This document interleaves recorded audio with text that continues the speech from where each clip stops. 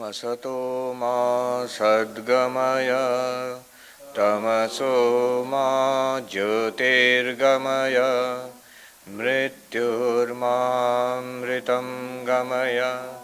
Om Shanti Shanti Shanti. Harihi Om. Om. Lead us from the unreal to the real. Lead us from darkness unto light. Lead us from death to immortality. Om. Peace, peace, peace. So we are studying this introductory text, Drigdrishya Viveka, and we are well on our way through the text. Now, let us chant the three mantras, three shlokas dealing with the internal meditation. That is from 24, verse number 24, 25 and 26. Let's chant them. Kamadhyashchittaga drishya, Kamadhyashchittaga drishya, Tat sakshittvena chetanam, Dhyaye drisyanuvidhoyam, Samadhi savikalpaka, Asanga Satchidananda, Swaprabho Dvaita Varjita, Asmiti Shabda Vidhoyam, Samadhi Savikalpaka, Swanubhuti Rasaveshat, Drishya Shabdavupekshatu, Nirvikalpa Samadhisyat, Nivata Sthita Deepavat.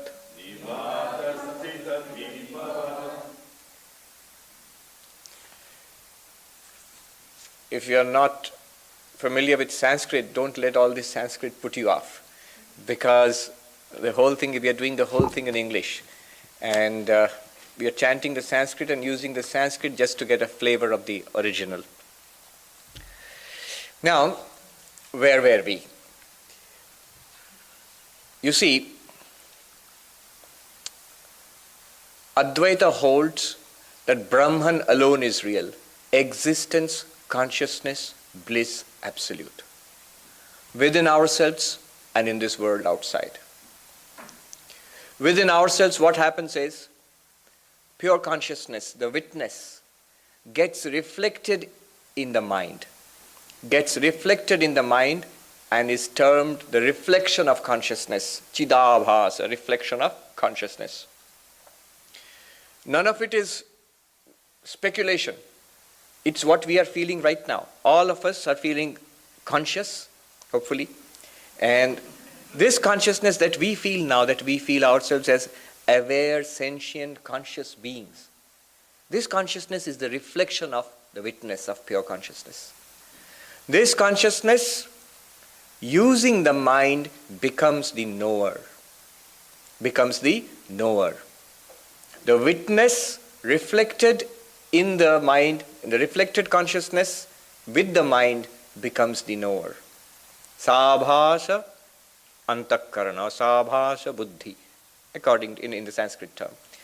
It becomes the knower. Keep this distinction in mind, the witness and the knower.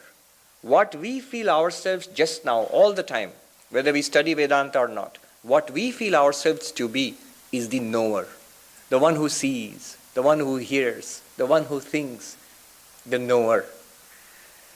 And who we are really is the witness. This distinction between the witness and the knower, in Sanskrit terms, the distinction between Sakshi and Pramata is obscured by ignorance, by the veiling power of Maya.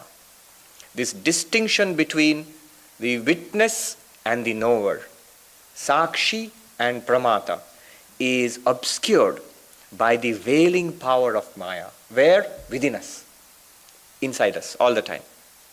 So we are not aware of ourselves as a witness. We may read about the witness, we may read about Drigdrishya Viveka, but we think of ourselves, believe ourselves to be, and function as the knower, the knowing subject.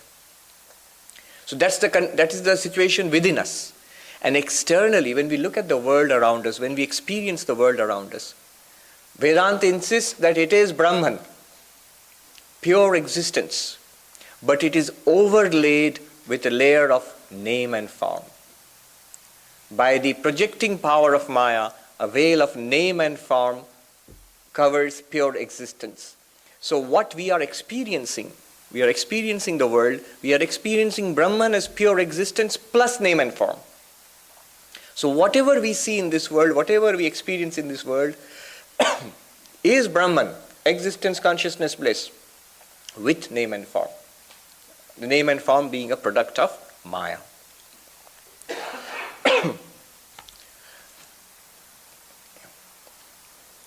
So now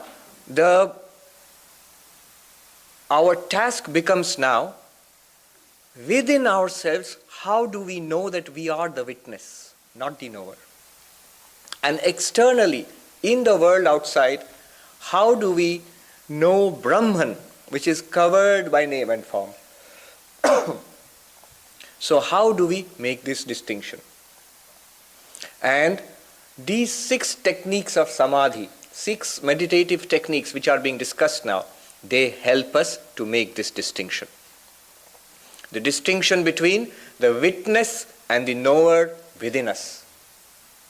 Between Brahman, the pure existence, and name and form outside us. Now we have already discussed the 3 internal techniques. What are the 6 techniques? Even if you don't remember, I'll refresh your memory. The 6 techniques are 3 internal and 3 external. The internal techniques are, let me just give you the Sanskrit names first, and then the English translations, which are very cumbersome. The internal names are Antara Drishyanuviddha Savikalpaka Samadhi, number 1. Antara Shabdanuviddha Savikalpaka Samadhi, number 2. Antara Nirvikalpaka Samadhi, number 3. Externally, Bahya Drishyanuviddha Savikalpaka Samadhi, Bahya Shabdanuviddha Savikalpaka Samadhi, and Bahya Nirvikalpaka Samadhi. Internally and externally. What are the English translations? Just for fun, I'll translate. It will just serve to confuse you. Internal, object-based meditation with the distinction of knower and known, Savikalpaka. Internal, text-based meditation with the distinction of the knower and the known. Internal, Nirvikalpaka Samadhi, that is the highest Samadhi without distinction of knower and known. Thank you.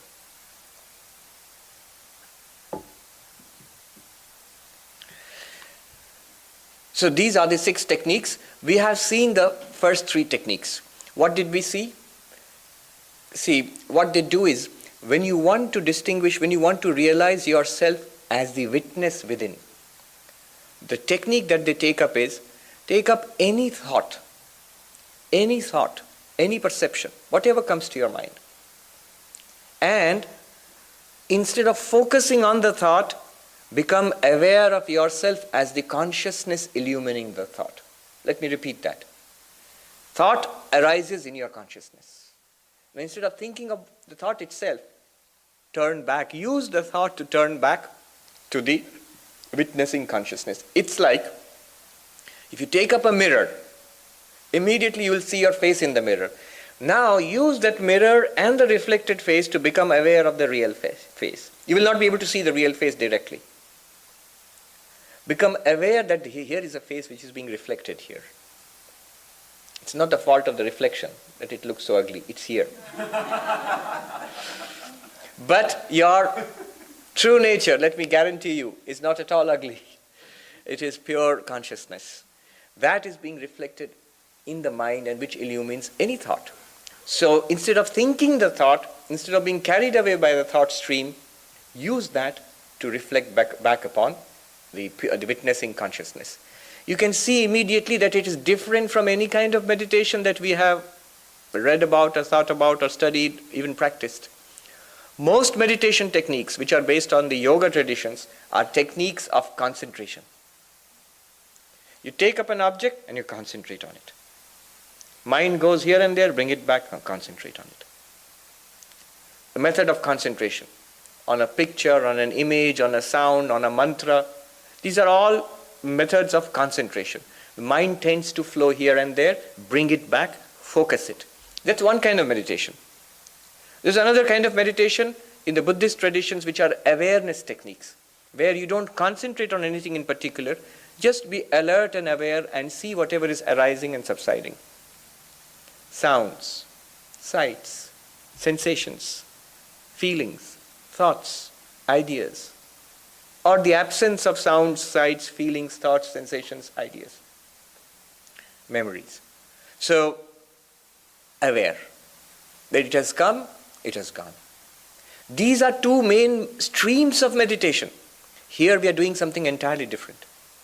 You're not trying to focus on a thought. You're not even trying to be aware of all the thoughts as they come and go. Rather, when any thought comes, be aware of the consciousness in which it is shining. Just know that you are the witness consciousness. That's all. That is called Drishyānuviddha Savikalpaka Samadhi. What do you do next? Once you are aware of the witnessing consciousness, you cannot be directly aware, no more than you can see the original face in the mirror. You can only see the reflected face in the mirror, but the reflected face tells you that you have an original face. Now when you are aware of that, drop that thought. Drop the object which you are using to become aware of yourself. Drop the mirror. How do you do that? To help you to do that, there is a Vedantic text. That's the second kind of internal meditation. A Vedantic text which says, Asanga Satchidananda Swaprabha Dvaita Varjita.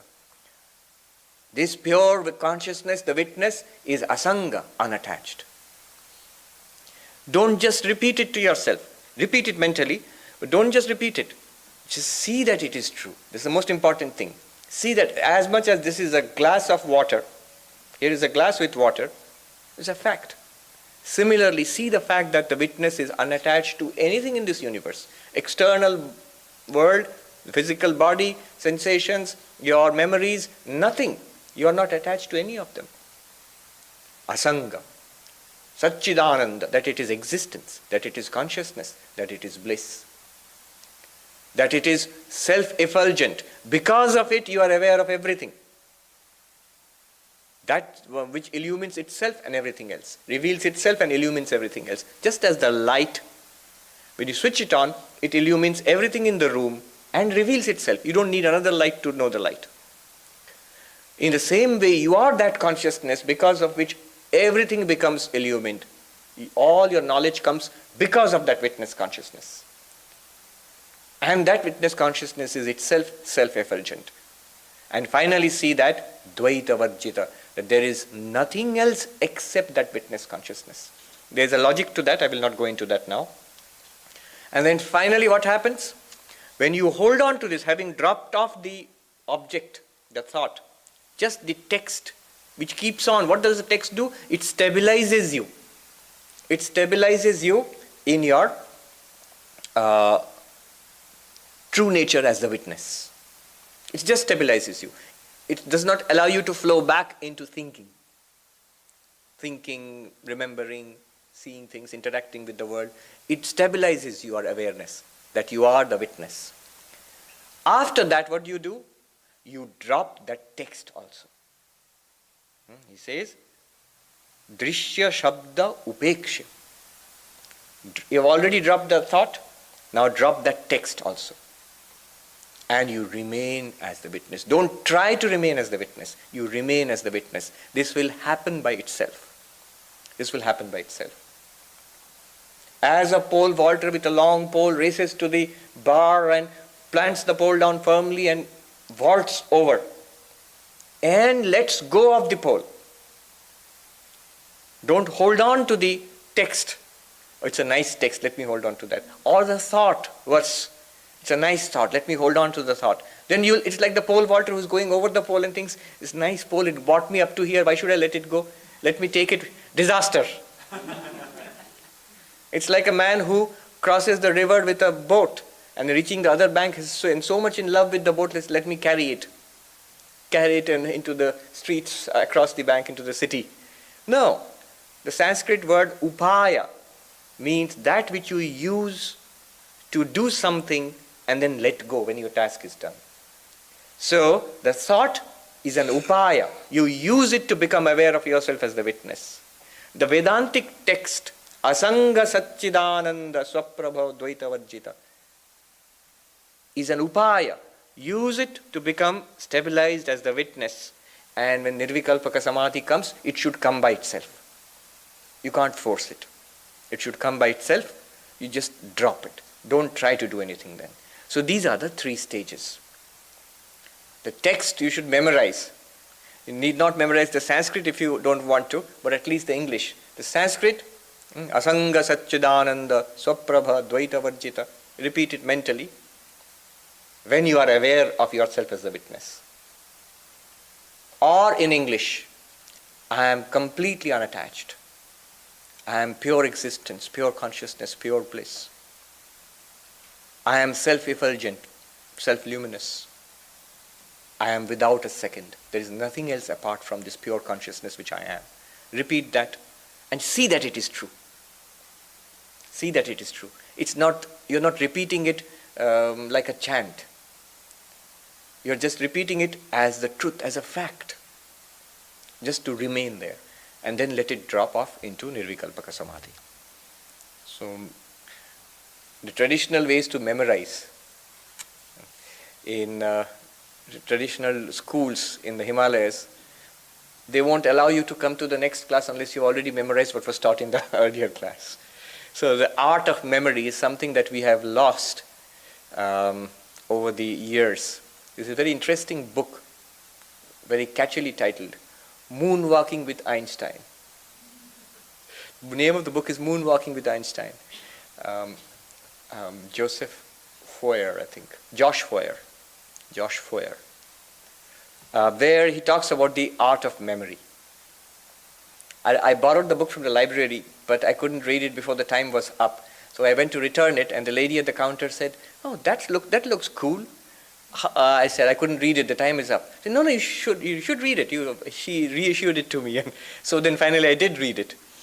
And it talks about the lost art of memory, that at one time everything was memorized. All that was important was memorized. And it's very useful in spiritual life to have the key texts memorized. So you don't have to memorize the whole book. There are people who do that. Even now, I remember a friend of mine, a monk, when we were novices in the training center, he came from another center, Bhuvaneshwar, and he came to the training center. And this young monk, who was a novice at that time, within 2 years of his joining, he had memorized the entire Bhagavad Gita, he had memorized 8 Upanishads, he had memorized the Vivek Chudamani, he had memorized 1 or 2 other big texts. I said, "How did you do that?" And he said, "Oh, the Swami in charge put me to work in the bookshop. So what did I do? First of all, he read the books, and the important ones, he memorized all of them while he was working in the bookshop." So it just goes to show that the traditional examination for a Pandit is called Shalaka Pariksha, where they will take a Sanskrit text, a manuscript, and drive a needle through it. And where the needle stops, they will open the text. Whether it has stopped, they will ask the student to recite that page first and then explain it. So that person has to memorize the whole book. Sanskrit Pandits do that. And I thought that was impressive until I read in this Moonwalking with Einstein that there's similar tradition for Talmud scholars, Jewish scholars in Judaism, the scholars of the Talmud. And they go a step further. They in fact have that needle examination also.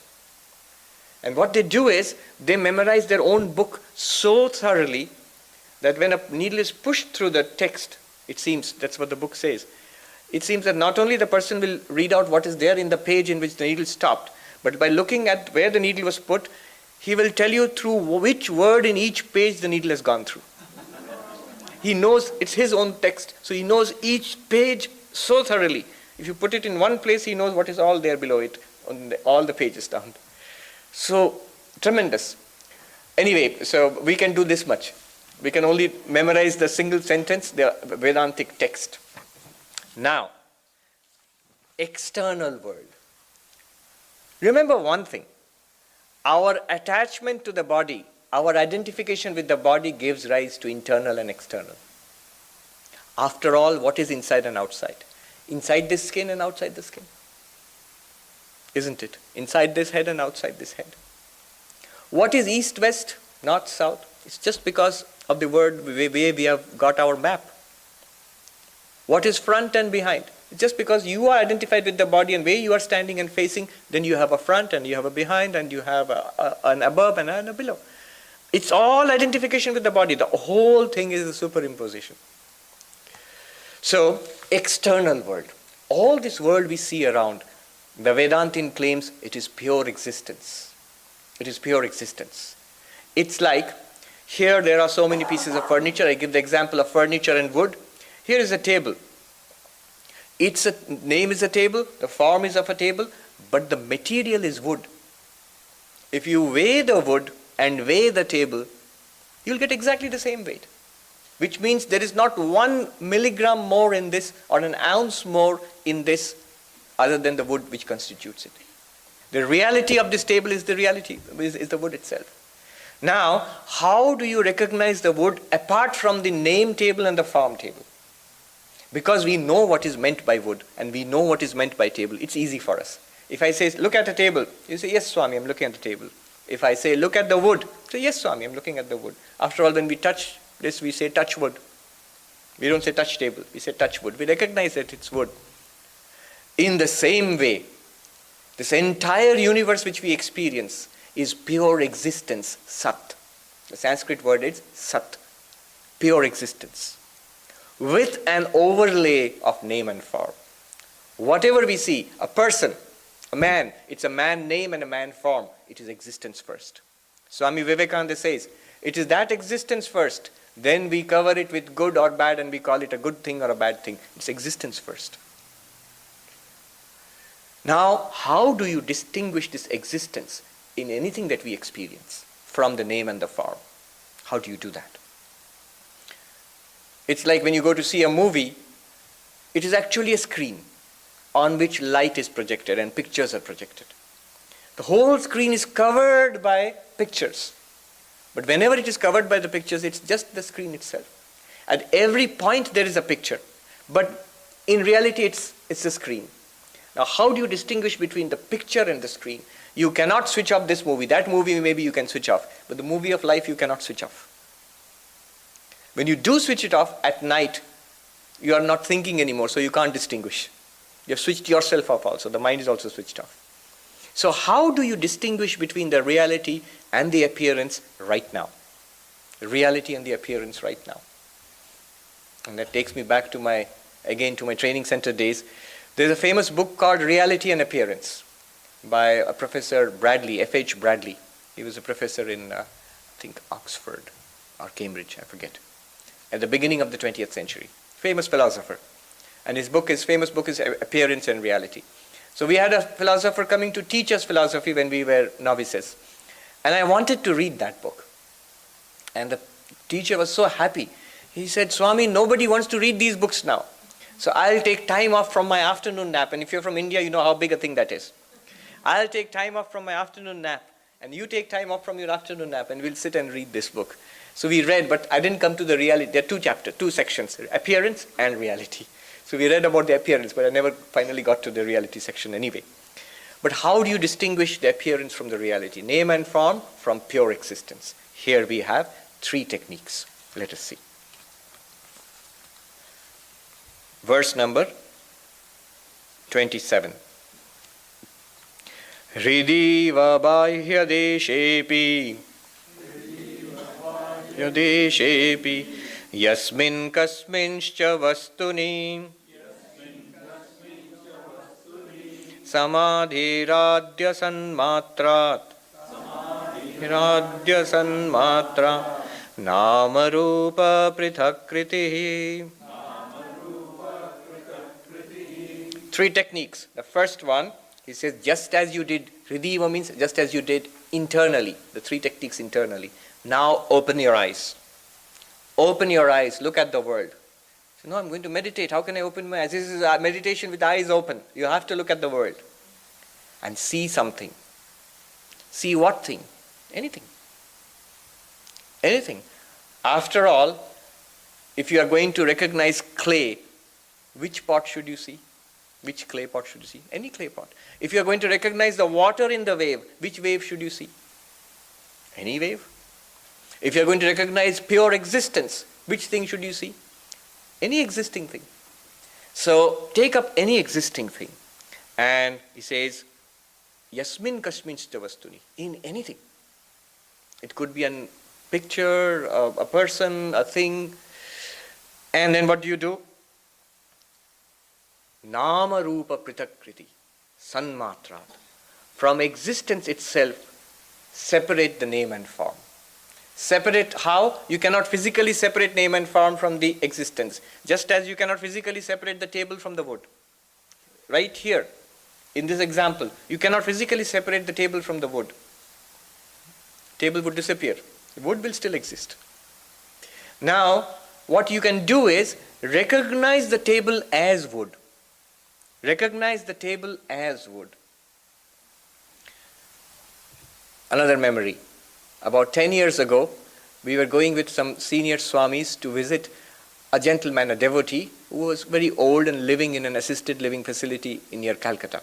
Now this devotee is a philosopher. I am assuming he's still alive. He is a philosopher and a very interesting person. And I will not take his name on the assumption that he's still alive. So his thing is, he is not convinced that God exists. So for the last 50 years, he's thinking about this problem, does God exist or not? And once he decides that God exists, then he will take initiation, mantra, and then start spiritual practices. So 50 years has been going on. He's tremendously well read in Eastern and Western philosophy. Now, so we went with a group of Swamis to visit that place, and I was a very young novice at that time. I just wanted to see the senior Swamis in action. So we were having tea, and I was sitting at the side with another novice, a friend of mine. And the senior Swamis, there was Swami Mumukshanandaji, Swami Ramanandaji, Swami Suhitanandaji, Swami Shivamayanandaji. So all of these people were there. And the Swami in charge of that assisted living facility in Bodisha, he said to this philosopher, "Sir, the senior Swamis are here. They will solve all your questions. So ask your question." And then his question was, literally, what is the practice of Ajatavada? What is the practice of the highest non-dualism? How do you say the world is not there, only Brahman is there? And the Swami who responded was Swami Mumukshanandaji. He gave a beautiful little story to explain it. He says, imagine a little boy who lived with his parents in the heart of a forest, far away from the city and amenities of city life.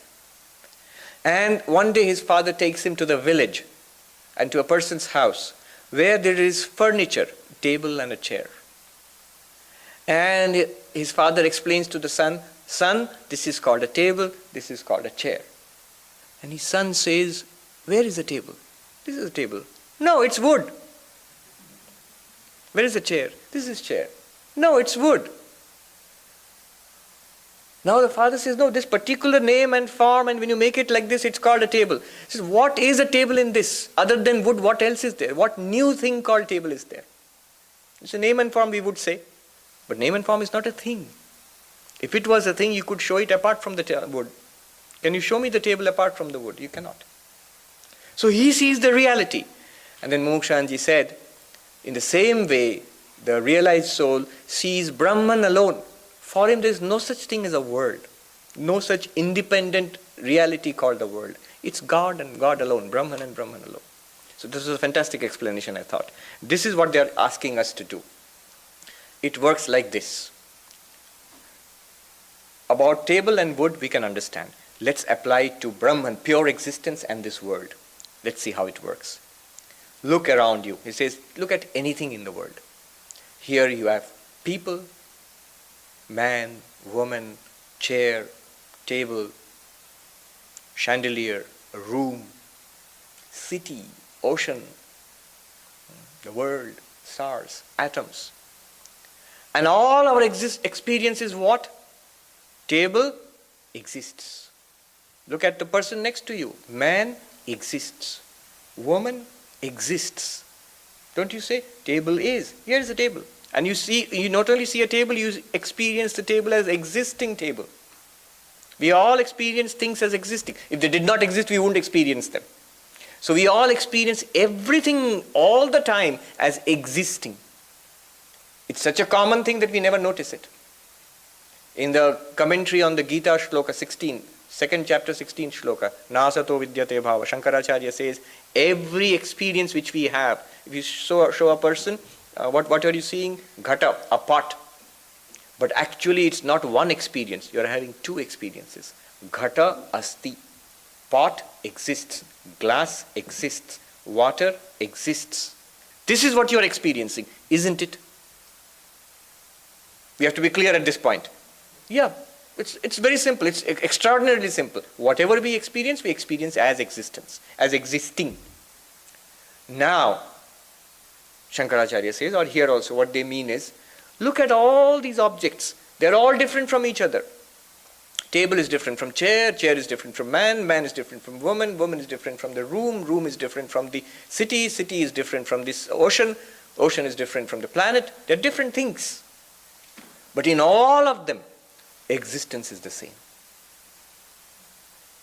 Think about existence just like you would think like wood and table, clay and pot, water and wave. Existence is the same. A greater thing does not have more existence in it. It's a greater name and form. A smaller thing does not have less existence in it. It's a smaller name and form. Existence is the same. Focus on the existence of the things, not on the things themselves. They are telling us, focus on the existence of the things, not on the things themselves. Where do you focus? Anywhere? Wherever you see something. A Swami in Haridwar, a devotee came, he didn't know much about modern technology. A devotee came and told him about X-ray. And he was excited. I was there, he was excited. He was saying, oh, wonderful, here is a light which is not reflected from the skin. It penetrates the skin and blood and flesh and goes to the bones. You can see the bones with the help of this light, X-ray. He says, in Hindi he said, Jnani ki drishti aisi honi chahiye. He said, Mahatma ki drishti aisi honi chahiye. The vision, the point of view, the vision of a sage should be thus. Like Superman, X-ray vision. No, here it means penetrating to the reality, not getting stuck on the name and form, penetrating to the reality everywhere. Now we understand why in the Gita again and again, samadashitva.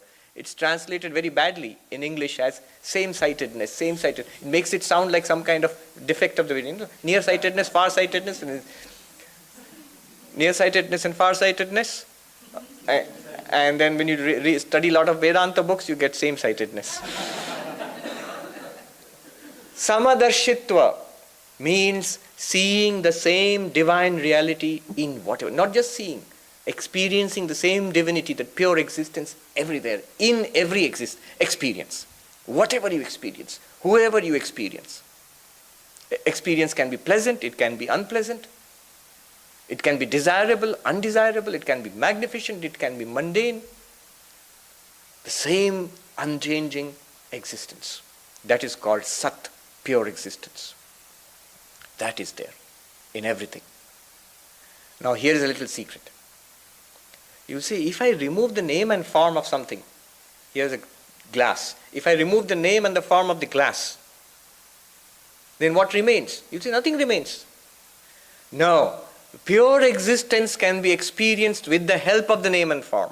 So you say a glass exists. If you remove the glass of the water, the name and form if you remove, pure existence is still there. You can't experience it as an object. You will attend to this carefully. That pure existence remains as your own existence.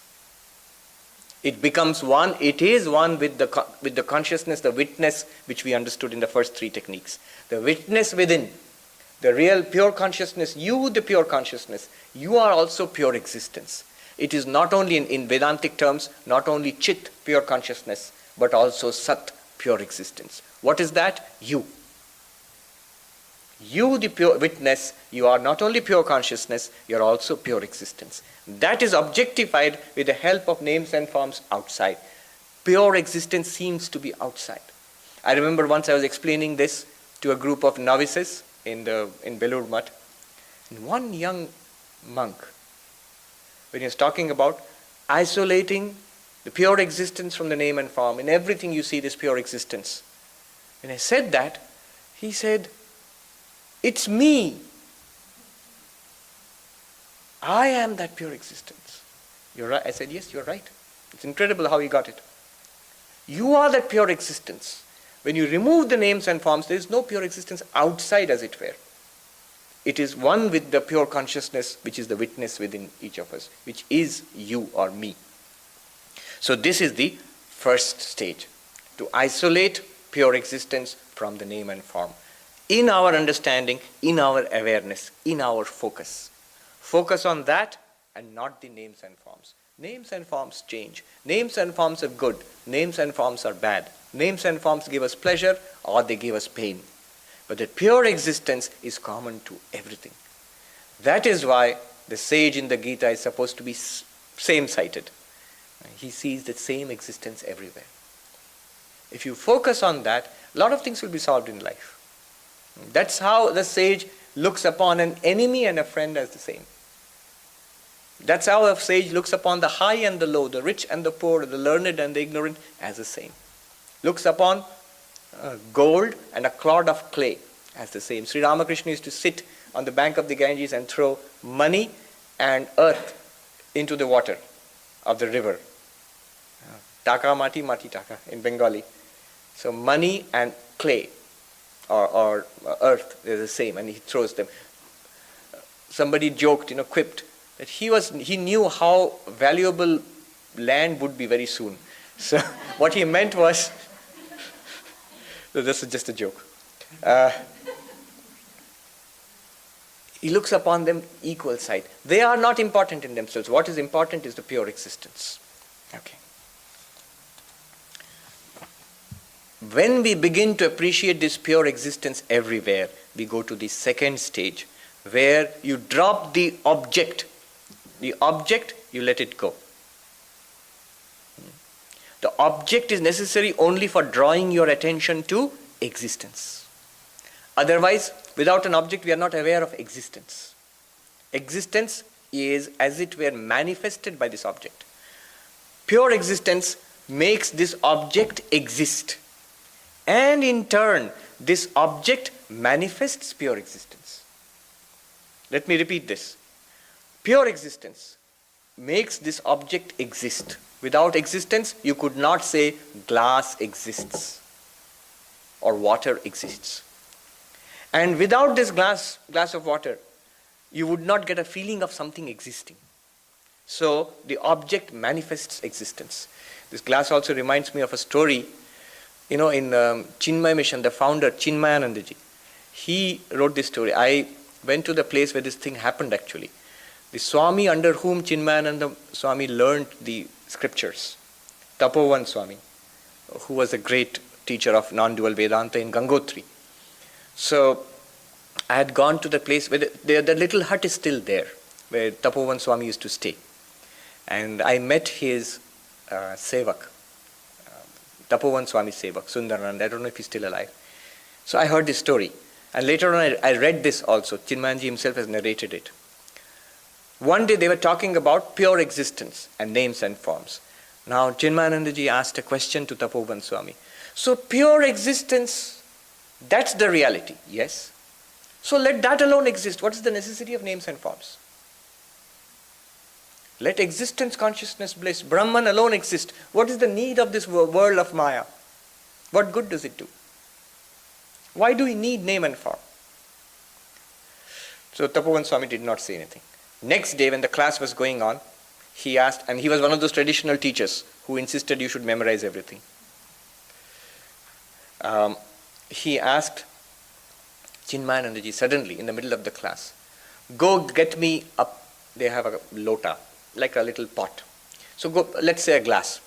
Go get me a glass of, he says, go and get me some water to drink. I want to drink water. And Chinmayanandaji said, all right. That's a bit surprising, it's cold. And so he goes down to the river, the Ganges rushing past. And he takes a glass, actually it was that little pot, and he fills it up with water and he brings it to the Swami, and the Swami starts shouting at him, even before he's entered the hut. Why did you disobey me? I said, he says, I got the glass of water you wanted. What did I ask for? You asked for water.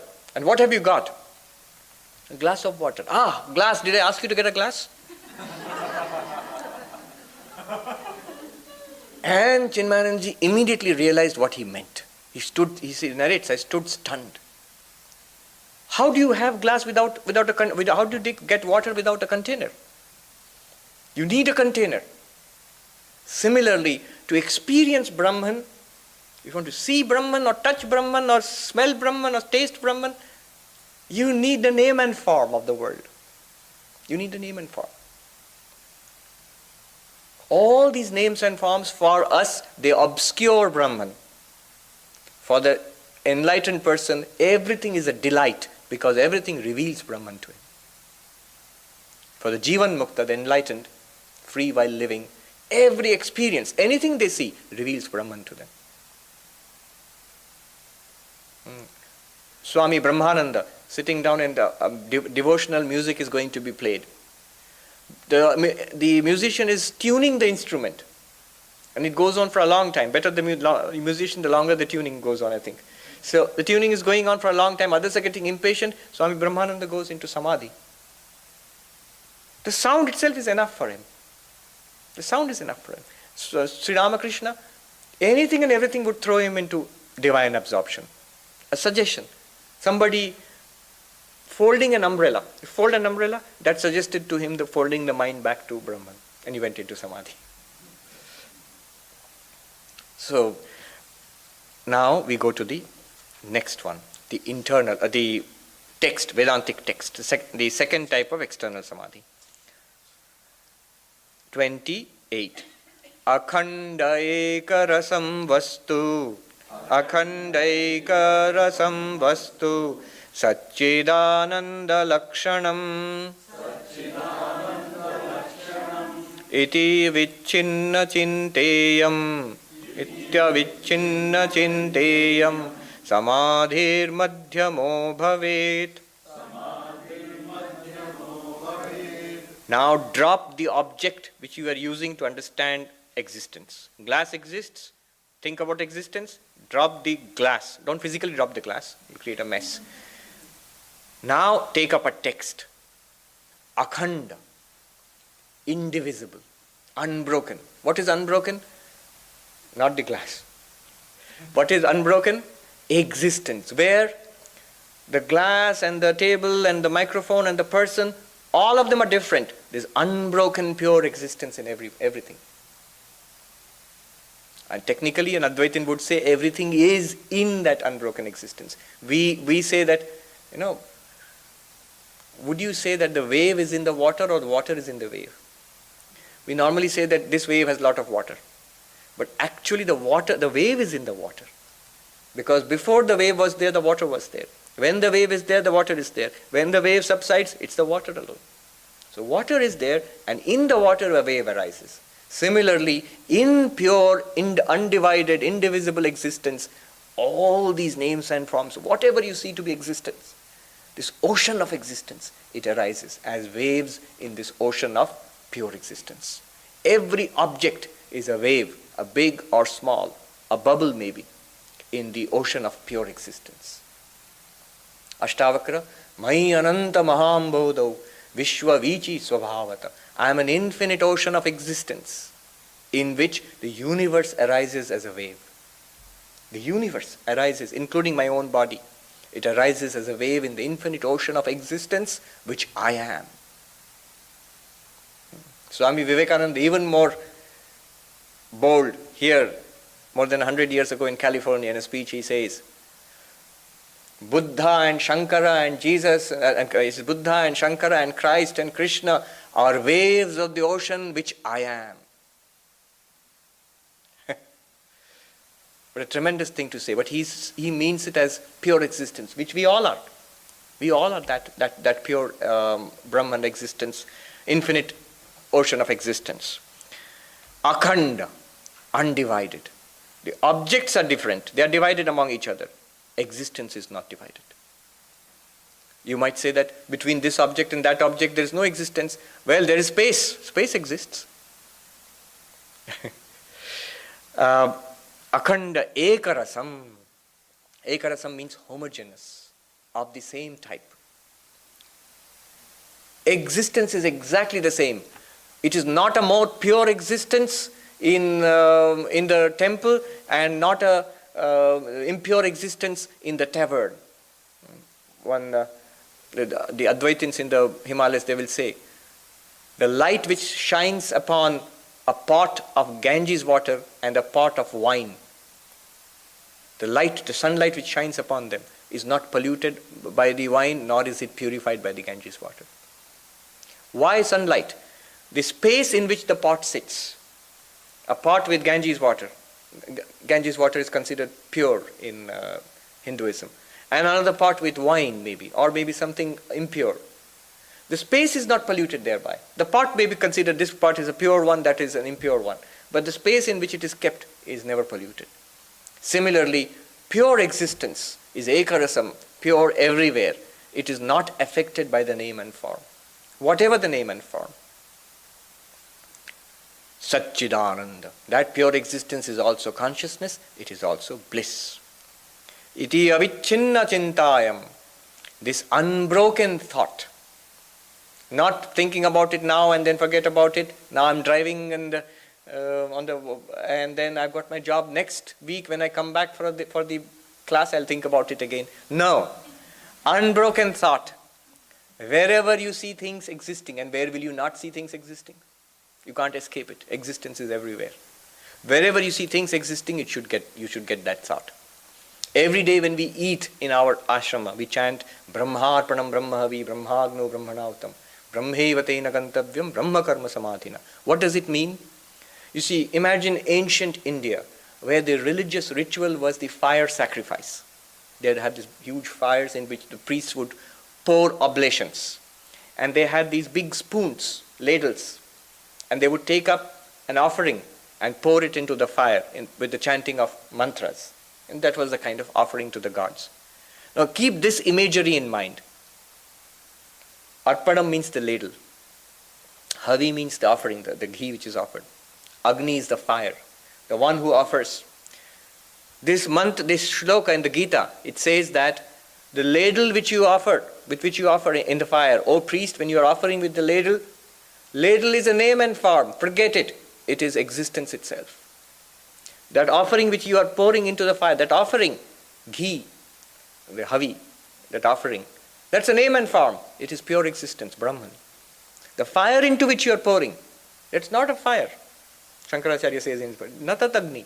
This is not fire. Fire is a name and form. It is pure existence. And you who are pouring, you think you are a priest who is doing a priestly duty. You are not a priest. A priest is a name and form. You are pure existence.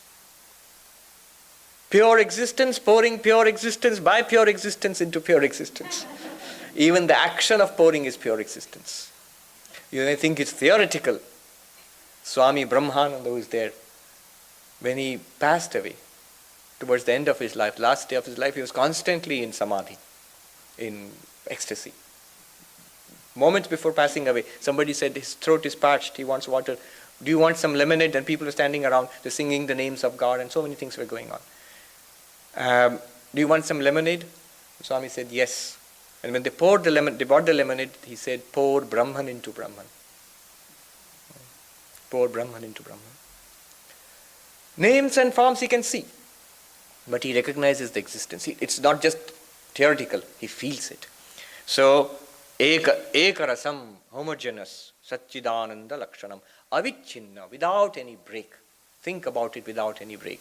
Brahma karma samadhina. The verse from the Gita concludes, it's 4th chapter, 24th verse of the Bhagavad Gita. It concludes, whoever sees this pure existence, when?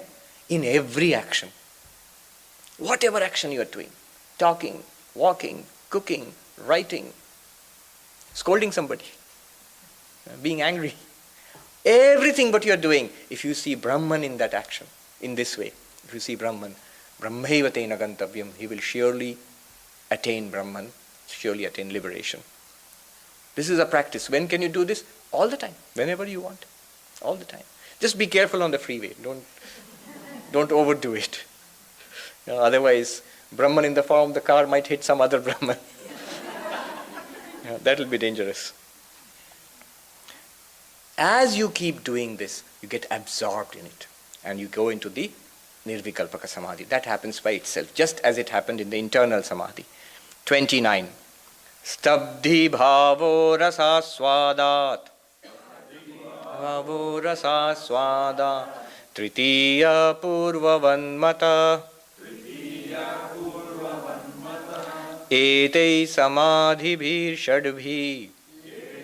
Samadhibhir shadbhi. Naet kalam nirantaram. Stabdhi bhava, an absorption, complete forgetfulness of the name and form. Swami Ashokanji writes, he says it actually happens like this. You will feel as if the name and forms are being erased. Somebody is actually erasing this universe in front of you. You will feel that. Stabdhi bhava, an absorption. Rasa swadat. This rasa means joy. What joy is this? When you sing Chidananda Rupa Shivoham, that Ananda, Satchidananda, the bliss of Brahman, a Brahman which is bliss, that leads to Nirvikalpaka Samadhi, the complete absorption. There is no distinction. I am practicing a Vedantic technique, that feeling will not be there anymore. You drop the words and you already dropped the object by which you understood existence. Then you use the words Akhanda Ekarasam Vastu Satchidananda Lakshanam. Drop those words also and remain absorbed. Don't try to remain absorbed, this absorption will come upon you. Sri Ramakrishna used to tell his young disciples to meditate. Then he would ask, do you feel a kind of intoxication coming? A kind of spiritual intoxication. You become completely absorbed in it and forget the world. And if they would say yes, he would be very happy. He says, yes, that's good. So, Etei Samadhibhi. Now what do we need to do? We know the 6 techniques now. 3 internal, 3 external. Now what do we need to do? We need to do them. Etei Samadhibhi. When do we need to do them? He says, Kalam Nait Nirantaram. Spend your time without break. The Vedantic student is supposed to meditate in these 6 ways. Which way should you take up? Whatever you like. You get bored of one, you take up the next one. Get bored of that, take up the third one. Or come back to it again. And in this way you spend time. The more we do, the more beneficial it is for us. The more all this will become real. The more it will become real. If you have followed what is being talked about here, it will already seem quite convincing. And if we practice these 6 types of samadhi, then it will become a living reality. And it will have the power of overcoming suffering. We will get the power of overcoming suffering. See, all suffering is in name and form. All suffering is in name and form. The person who realizes this will find pure existence, pure bliss. Even in the midst of disease and failure and frustration, it will be nothing to him. It will be a game to him. It will be nothing to him. Both success and failure, honor and dishonor, life and death, disease and health, all of it. So, Etei Samadhibhir Shadbhir Nayet kalam nirantaram. So these are the 6 techniques. Now what is the result? What will happen? If we do this assiduously, seriously for some time, what will happen? That we will see next week in this class. The result of all this. Do you have any questions? Yes, there's a question.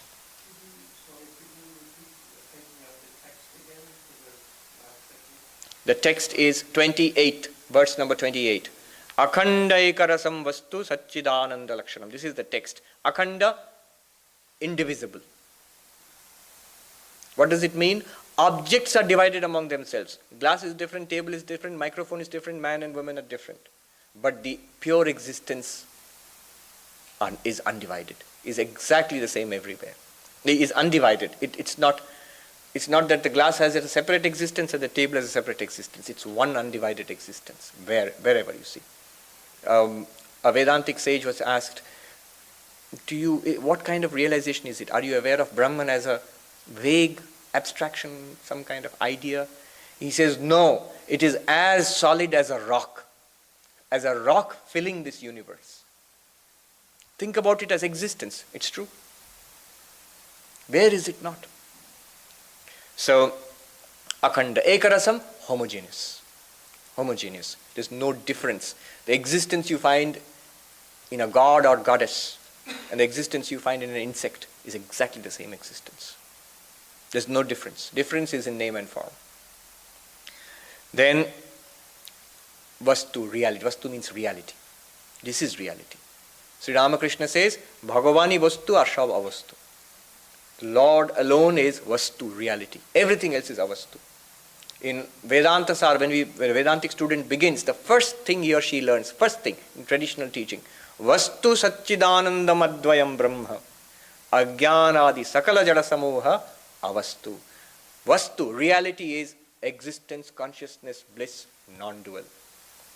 And starting from Maya down to everything, from ajnana, from ignorance, up to from mind, body and external universe, all of it is avastu, unreal, an appearance, name and form. Avastu, Satchidananda. Lakshanam means defined as, characterized as. Satchidananda, existence, consciousness, bliss. So we'll stop here. We have run out of time. Next time we shall take up the result of all of this. Om Shanti Shanti Shanti Harihi Om Tat Sat Shri Ramakrishna Arpanam Astu.